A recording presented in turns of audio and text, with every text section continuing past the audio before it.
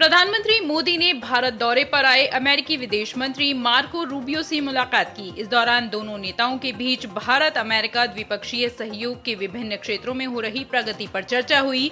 विदेश मंत्री रूबियो ने रक्षा, रणनीतिक प्रौद्योगिकी, व्यापार और निवेश, ऊर्जा सुरक्षा और कनेक्टिविटी, शिक्षा तथा लोगों के बीच संबंधों जैसे क्षेत्रों में बढ़ते सहयोग की जानकारी प्रधानमंत्री को दी। बातचीत के दौरान पश्चिम एशिया की स्थिति समेत कई क्षेत्रीय और वैश्विक मुद्दों पर भी चर्चा हुई। प्रधानमंत्री मोदी ने शांति प्रयासों के प्रति भारत के निरंतर समर्थन को दोहराया और कहा कि सभी संघर्षों का समाधान संवाद और कूटनीति के माध्यम से होना चाहिए। प्रधानमंत्री मोदी ने 19वें रोजगार मेले के तहत 51,000 युवाओं को नियुक्ति पत्र सौंपे। प्रधानमंत्री नरेंद्र मोदी वर्चुअली कार्यक्रम में शामिल हुए और अपने संबोधन में उन्होंने कहा कि विकसित भारत में युवाओं की अहम भूमिका है। नियुक्ति पत्र देने के बाद पीएम मोदी ने अपने 5 देशों के आधिकारिक दौरे का भी जिक्र किया और कहा कि नीदरलैंड के साथ सेमीकंडक्टर, स्वीडन के साथ एआई और इटली के साथ रक्षा क्षेत्र से हुए एग्रीमेंट का देश के युवाओं को पूरा लाभ मिलेगा।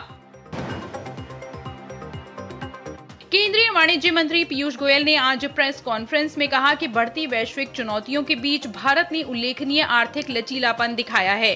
उन्होंने कहा कि उर्वरकों की बढ़ी हुई कीमतों का बोझ किसानों पर नहीं डाला गया, बल्कि किसानों को राहत देने के लिए इसका पूरा अतिरिक्त खर्च केंद्र सरकार ने स्वयं वहन किया है। पीयूष गोयल ने कहा कि प्रधानमंत्री नरेंद्र मोदी के नेतृत्व में किसानों का हित सर्वोच्च प्राथमिकता है। रूस यूक्रेन युद्ध और स्ट्रेट ऑफ हॉर्मुज संकट के बाद पूरी दुनिया ऊर्जा संकट से जूझ रही है। कई देशों में पेट्रोल डीजल की कीमतों में भारी बढ़ोतरी हुई है, लेकिन भारत ने अलग रणनीति अपनाई। सरकार ने उपभोक्ताओं को राहत देने और ऊर्जा सुरक्षा बनाए रखने पर जोर दिया। सरकार ने 2021 से 2026 के बीच कई बार एक्साइज ड्यूटी में कटौती की। इसके जरिए पेट्रोल और डीजल की कीमतों को नियंत्रित रखने की कोशिश की गई। मार्च 2026 में डीजल पर एक्साइज ड्यूटी को 0 तक लाया गया। वहीं तेल कंपनियों ने भी भारी घाटा सहते हुए कीमतों को लंबे समय तक स्थिर रखा।